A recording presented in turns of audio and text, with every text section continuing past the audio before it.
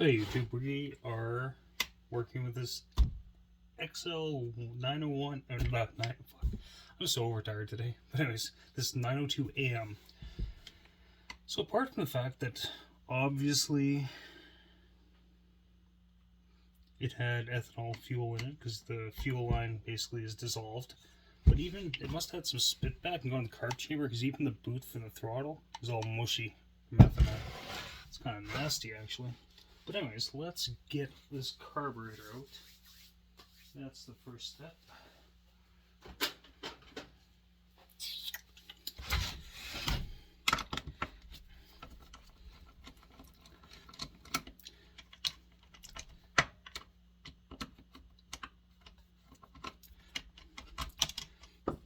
I've never seen that before. Maybe it's common, but that's the first time I've seen it. It's like I said in a previous video, the Super XL-922s did not have that.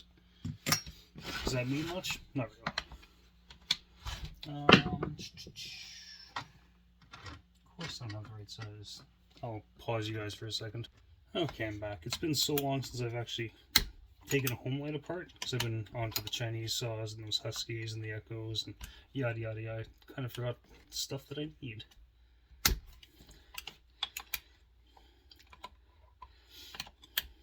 Look at this carb rebuilt. I should have enough parts to put together a kit.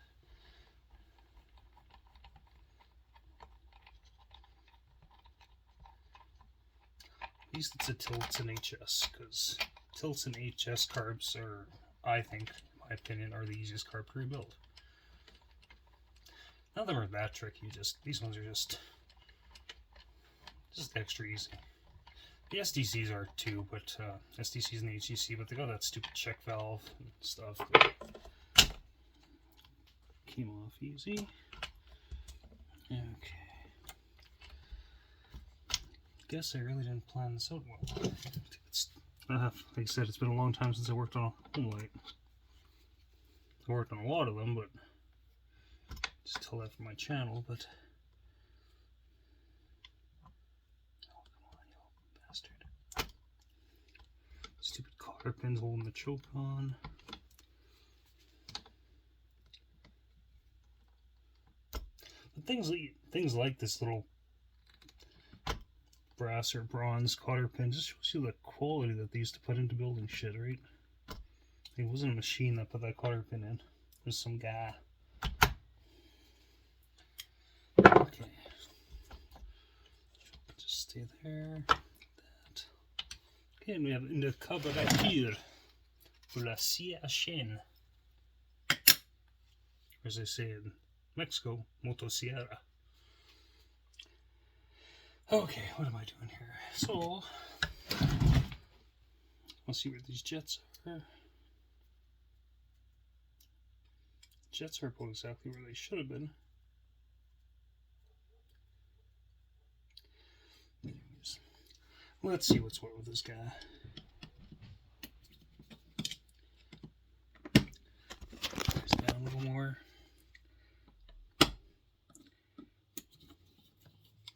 I think what killed this was just ethanol fuel, judging by the fuel line and stuff.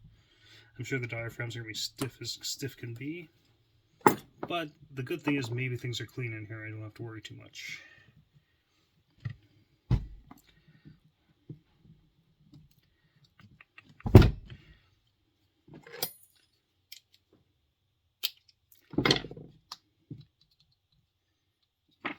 The diaphragm's stiff, but it's not horrible.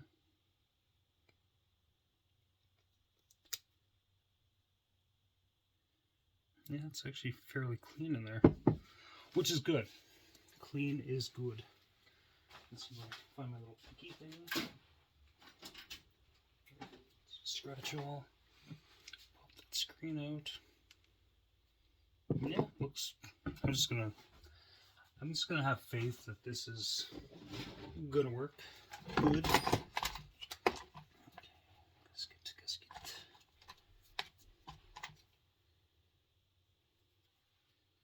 Make sure you got the right gasket. Looks right.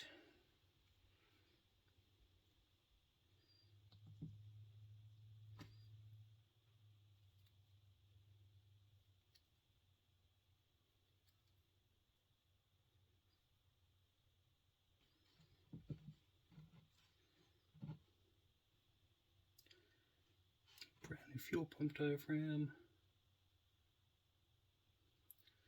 Okay, I'm calling that side done. Like I said, maybe I'll get this together and maybe there's something wrong internally with the carb, but really, in my experience, especially with the tilts and HSs, they're usually fine. As long as you don't open them up and you see obvious shit everywhere. Like, you do get some like that, but then, you know, just to go soak them in carb cleaner. I think this is just going to be a case of some new diaphragms, new fuel line. God, this stuff's just like sticky. Like, just fucking gross. I might put a different barb on that even. We'll see. Might be easier just to put a new barb on than to fight with that guy.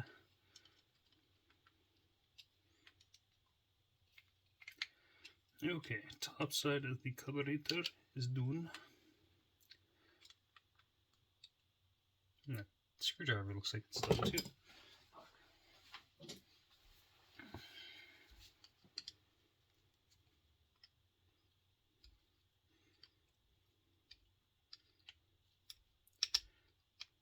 Okay.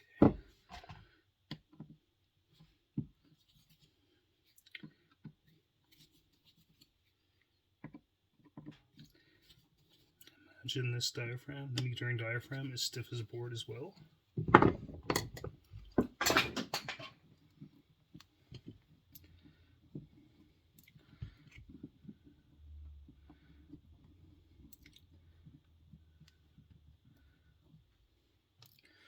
Okay, let's pop this guy open. Okay. Let's see what's inside here.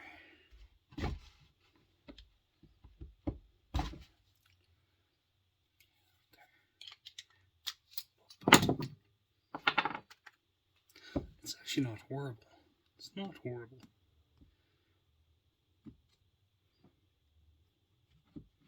I've definitely seen. I'm gonna change it, but I mean, I think this diaphragm totally would have worked.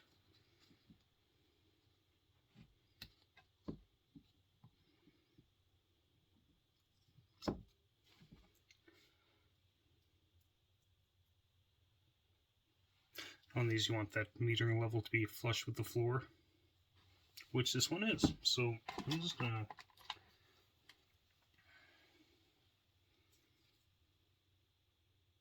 slap a new diaphragm in there and close her up.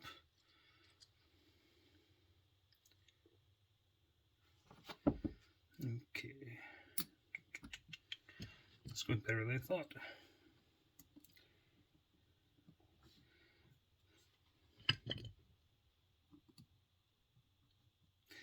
Except I forgot to do one thing on the other side, because I'm an idiot.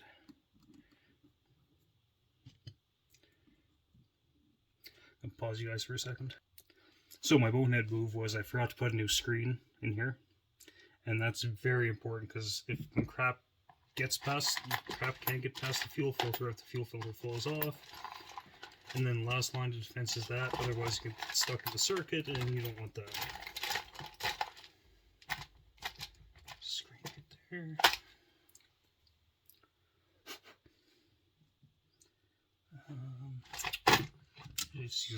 I usually just use a number 12 machine screw or whatever's handy to push these down.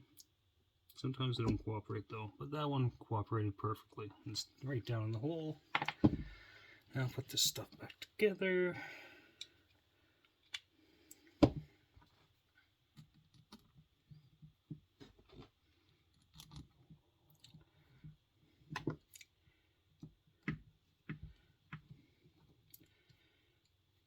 Like I said, don't be if you're new to chainsaws, like vintage ones, don't be afraid of the carburetors. They really aren't that complicated. I mean,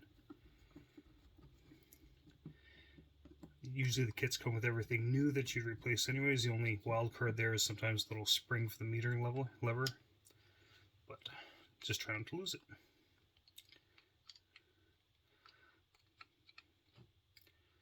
Okay, now I can get that guy out of here. I'll clean that up later. I'll actually soak it probably in some rubbing alcohol because that will get rid of that right quick. Place grapes. And these inlets, they just get a hold of them with pliers or whatnot, just twist them back and forth and they pop right out. What do I want to use for a new one? Because I have options here. No, kind of crappy options, but what the hell's that one? I don't know what that's from. I'm gonna use that guy. That one looks good.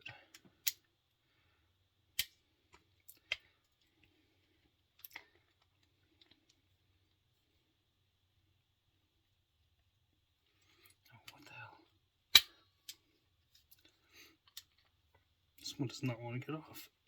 Okay. Let's try that one. Let's set off. I don't want that one. Yeah, take this guy.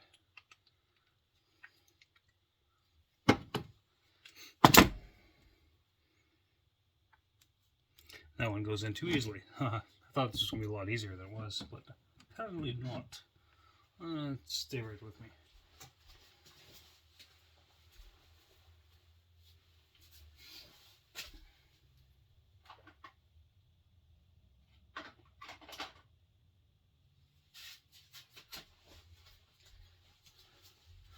Well, I guess I don't have a crap ton of options like I thought, so let's take the one off this. This carb is from, well, it's from a homelite Super xl-902. So almost the same saw. I know some of the earlier series of this saw, like the 700s and 800s, some of them had carbs that were not governed. There's one carb to look out for, Tillotson HS26. That is a carb that's suitable for these saws, but is ungoverned. What the hell? That's too loose too. Son of a bitch. It is not my day. I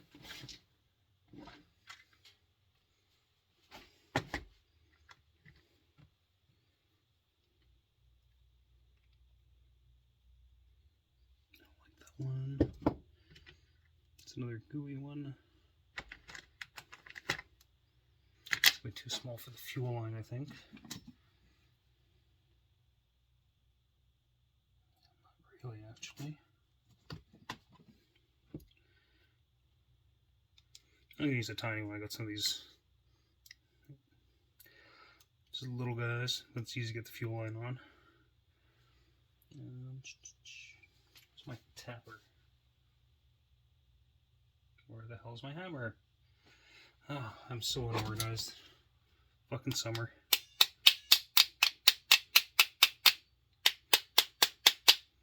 There we go. Perfecto. Okay. That's it for this video. I'm gonna split this up because that's already too long. I'm gonna do the fuel system on this and then be back. Bye. Okay, YouTube, now I'm tackling the fuel line in this thing. This thing's weird. These are weird, not that weird, but there's this rubber line with a grommet that pushes in here and goes into the tank. You can buy that piece brand new, but I'm not about to order one. They're expensive for what they are. And it goes to this metal tube, then it's a line continuing out there just to the carb. As you can see, this line is complete flippin' goo because of ethanol fuel. Ethanol fuel is the devil. But we shall endeavor to persevere. As Chief Dan George once said from Vancouver. Yeah, look at that, eh? It's just fucking goo. Oh, it's so gnarly. Oh, that's gross. That's fucking gross. Oh, fuck. That's nasty. Nasty stuff on that. I've come across that a few times in old saws where people clearly don't know any better and put ethanol in. Because, I mean, some ethanol here in Canada, like if you go to Mohawk or Husky Energy, whatever it's called now, you can get up to 15% ethanol in like regular grade gasoline, which is a lot.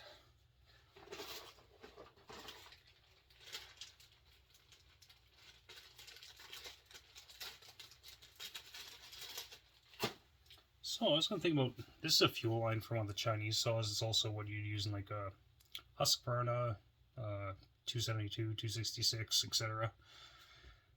I don't know if I go deep enough. I was thinking that could probably, goop in there. You know, that's practically the right size, but it's just not long enough. That's what she said. Oh, harsh. So, I'm gonna use this grommet, what's left of it, because there would have been a fuel line attached to this. Obviously not anymore. And some moto seal, I guess. So yeah, unless I got a grommet, I might have a grommet that might fit. Where's my miscellaneous grommets? It's a train wreck. Okay, it's pissing me off now.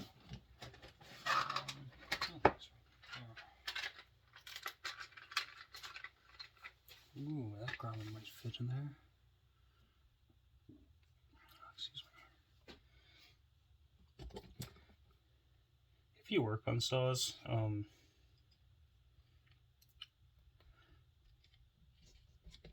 there was one time I wanted to find the right size grommet for, I think I was working on a XL-12 or some crap like that. I just went to Greg's Distributors, and they had, I don't know if you guys have those down in the States, but I just bought a multi-pack, big old multi-pack of grommets.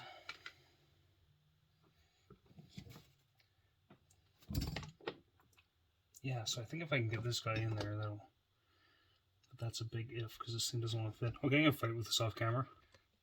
So good news, the grommet fit. Now here's what I don't know what to do. If I want to continue to use this, because I really can't how I'm going to use it, so I'm going to, shit, be nice to use that again, but I'm not. That's going away.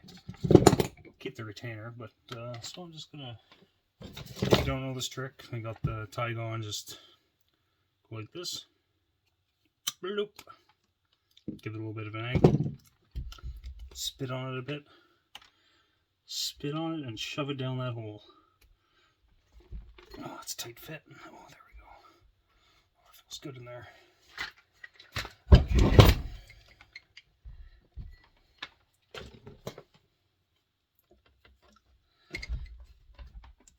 Now put the fuel line out. I need some kind of fuel filter probably.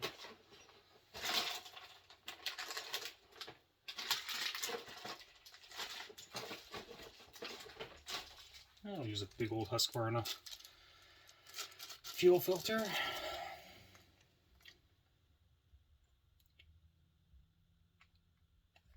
Maybe. Jeez.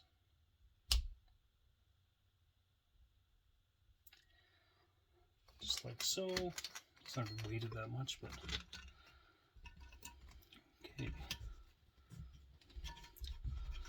Okay, that's.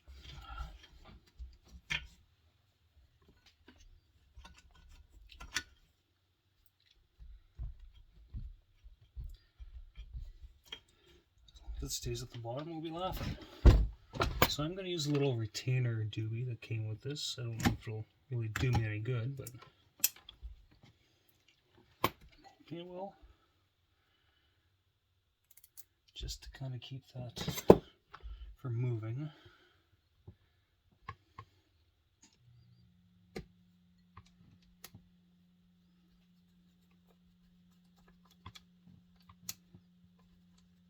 I think Bunky Billy rated this mod on his 922, or this is how he did the fuel line, because he did not have the correct bits, which happens. Now I might go try and start this bastard today. Okay, so where's that dirty carb? This gasket needs to fuck off.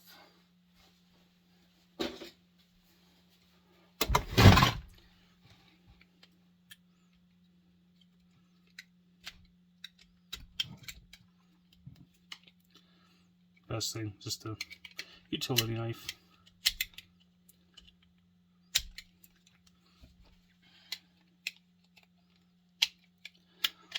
Okay.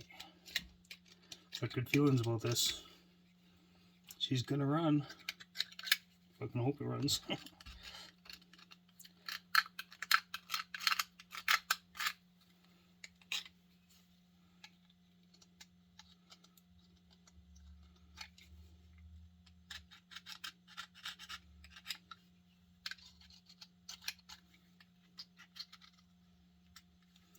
Okay. Brand new gasket though.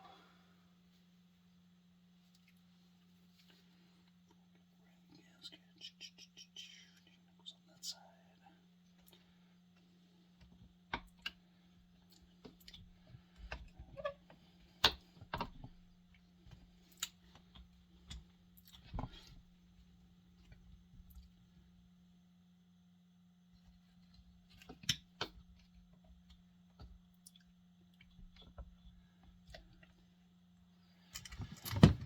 Okay.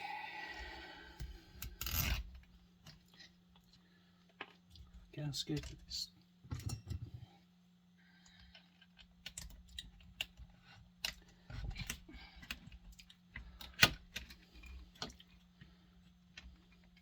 You know, after working on the Huskies and the Chinese saws and even the Echoes the last couple of months, they were just so much more easy to work on. I mean, these aren't bad, I mean, but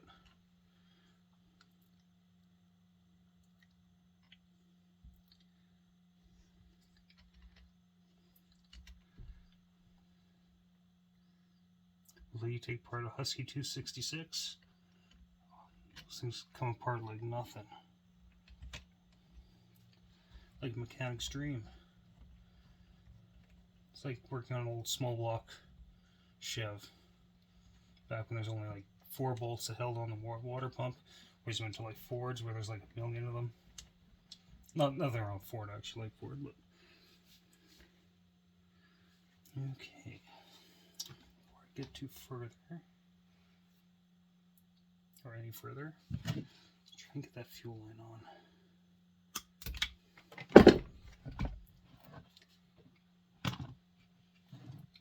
Let's see if I can in there. Oh, that's fucking gnarly. That's so gnarly, that shit. It's crazy what happens to fuel lines with ethanol. Like, that's just a big ball of goo. Okay.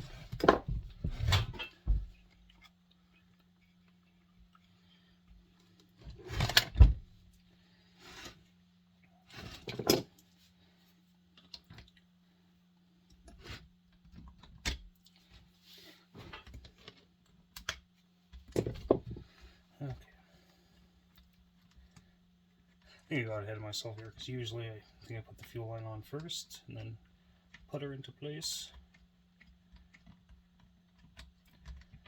It's actually been a long time since I worked on this series of saw to begin with. Last time I had one apart was actually on a 922. I put a brand new piston in it. Because pistons are available for the 77cc saws with the 2-inch bore, like the 922 and such. Pretty cheap too. I think I paid $19 for a new piston. Something cheap like that anyways.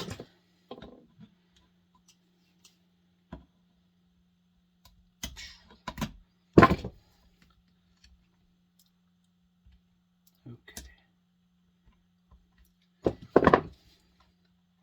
The barb's not too undersized on single draw fuel, so then it'll be just not a fun time then. Don't be swearing. As long as he draws fuel, it should be good. Well, I'm not going to bore you with any more of this. Hopefully next time you see it, it'll be running. Bye. So yeah, I figured out the issue. It was a small tear in the fuel pump diaphragm.